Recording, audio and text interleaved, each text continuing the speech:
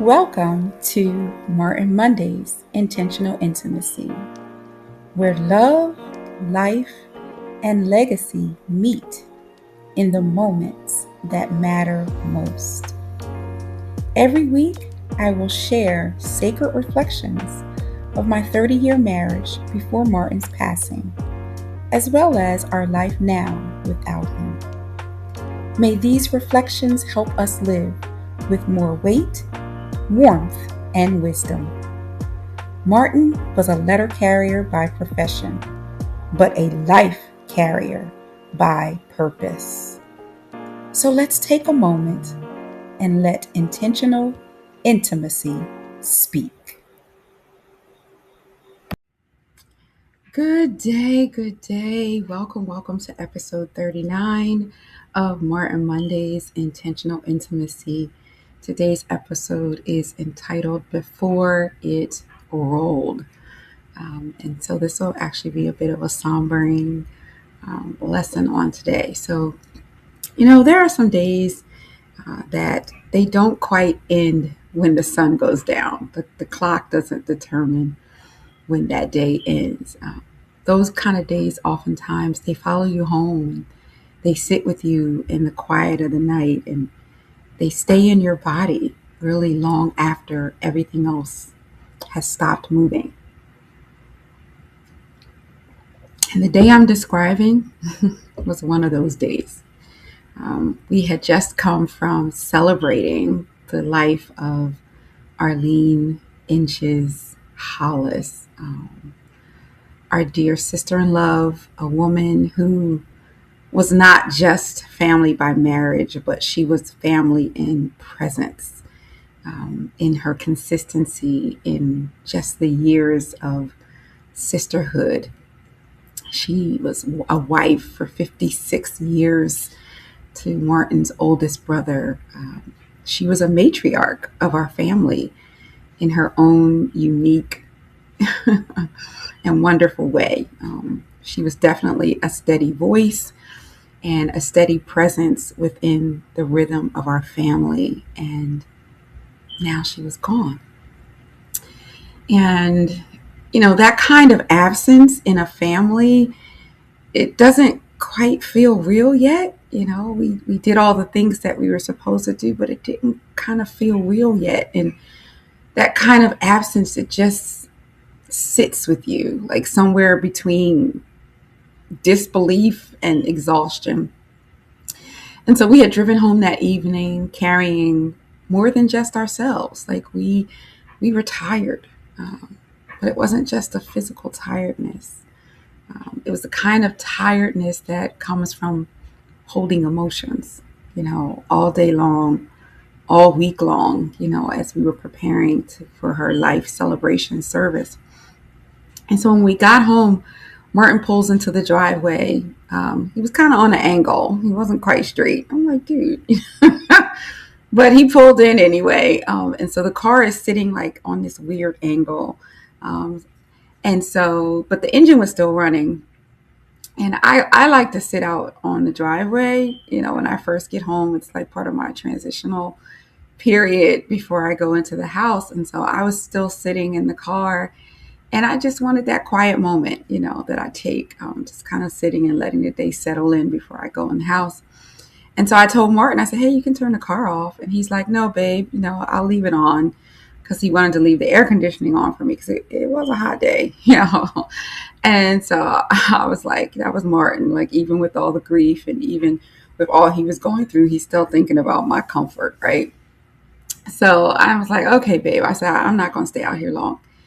And so he goes inside, and for a moment, I'm just sitting there, in the car, reflecting, hearing the hum of the engine, and everything we had just experienced was still kind of sitting heavy in the air and honestly heavy on my heart. And so, after a little while, I guess I was out there longer than he expected. He comes back out, and as I see him walking to the car, I'm like, okay, Paula, it's time. You need to get yourself together and go inside. So I reached over to press the button to turn the car off. Yeah, that is when everything literally shifted. I pushed a button and the car started moving. Wasn't fast, but it was moving enough, right? And I realized that something wasn't right, and the car starts rolling back down the driveway. Martin goes and rushes to the driver's side, trying to open the door, trying to take control. And just like that, we were in a moment that neither one of us had planned for. It's like, oh my God, the car kept rolling down the driveway toward our neighbor's yard. And until eventually the car stopped. It was just short of this big tree in my neighbor's yard. And we sat there in silence.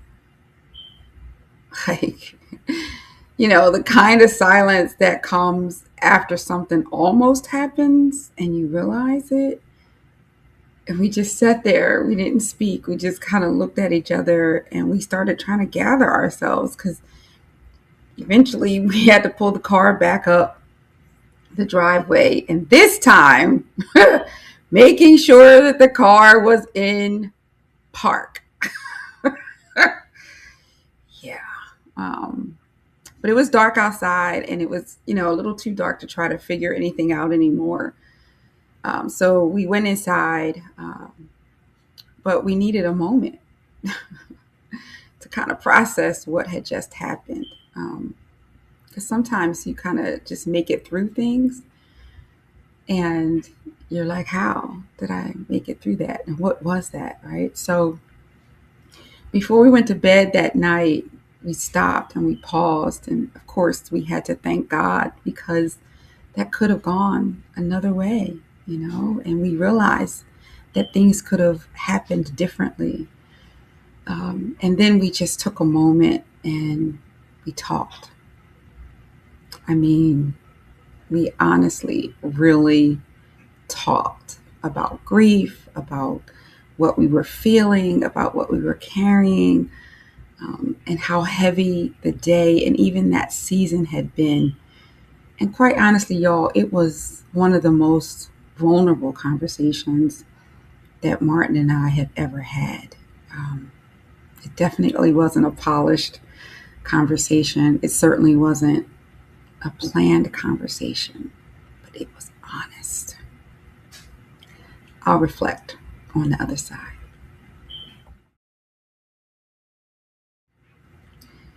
So as I reflect, there are some moments that really don't announce themselves as important or significant in your life. They simply happen, and later you realize that that moment was saying something to you. That car rolling down that driveway, that was not just an accident. It really was a reflection. It was a reflection of just how easy it is to kind of move through life while something important is left unattended. Martin didn't put the car in park. Like, that's significant. He drives a mail truck for his career, right? He didn't put the car in park, not because he didn't know better, but because grief had entered the room and it was present. And grief has a way of changing the way that you move, changing the way that you think, right? And changing the way that you remember and even the way that you function. And we don't always notice it right away, but it shows up, sometimes quietly, sometimes suddenly, and sometimes in a roll. That night, we truly realized something that we couldn't ignore. You just cannot carry emotional weight and expect everything else to stay perfectly in place. It's not possible. Something will shift, something will be missed, and something is going to require your attention, you know. And that doesn't mean you failed. Let's just make that clear, right? This is about being a human. And what mattered most in that moment wasn't the mistake, it was what came after, when we stopped and when we acknowledged what we were feeling. We didn't rush past it. We didn't pretend that we were fine. We talked. And in that conversation, we found something that was steady again. Not the answers, but truly awareness. Because sometimes awareness is enough to begin. If there's anything that this moment and this story leaves behind for you, it is check yourself. Check in with yourself, not just physically, but emotionally. Ask yourself, what am I carrying? And say it out loud if you need to. Talk to somebody. Let someone else sit in it with you. Because unattended emotions, they don't disappear. They move like that car, y'all. And if you don't slow down to meet them, they're going to find a way to get your attention. And so my ask of you is take a few quiet minutes today, tonight, tomorrow, this week, and really ask yourself, what am I carrying right now? And don't rush the answer. And don't just think you automatically know the answer.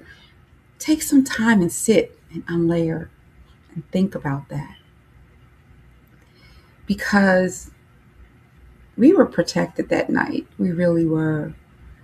But more than that, we were reminded to pause before life moves without us. And so I encourage you to do the same. Pause before life moves without you and in ways that you might not even want it to move. Before it rolled is your check-in with yourself. So do that. Check in with yourself and realize that this is significant, this is important. And so as we're moving toward Mental Health Awareness Month in May, I just want you to realize that you're not alone. And I want to share a few resources that are with you, not because something is wrong, but because sometimes we carry more than we even realize. So if you need someone to talk to or a place to begin, here's some resources. 988 is the Suicide and Crisis Lifeline. There's the National Mental Health Alliance, which is NAMI, NAMI.org. There's Mental Health America, which is MHANATIONAL.org. There's the BetterHelp and the Talkspace. Those are online therapy resources. And I'll put the link to these in the YouTube description for this episode. So thanks so much for joining me. Take care of yourself. May the month of May be kind to you as you are kind to yourself before it rolled. Catch you next time on Martin Mondays.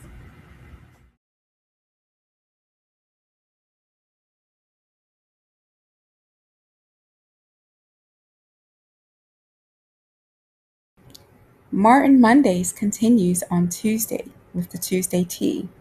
Check it out and join me and take a sip.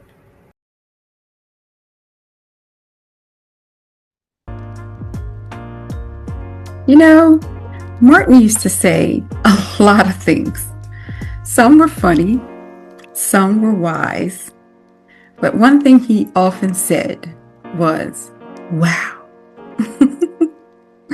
Wow. Just those 3 letters. It spoke volumes. It meant a lot. When he didn't know what to say, wow. When he was excited about something, wow. When he was confused, perhaps, or even frustrated, he said, wow. And you know, he's still saying wow. Through this bracelet, he's still saying wow, because he's still saying, may your whole life prove that God is good. And so in closing, that's my hope for you this week. May you have wow moments as you too are living out legacy. Live in the wow.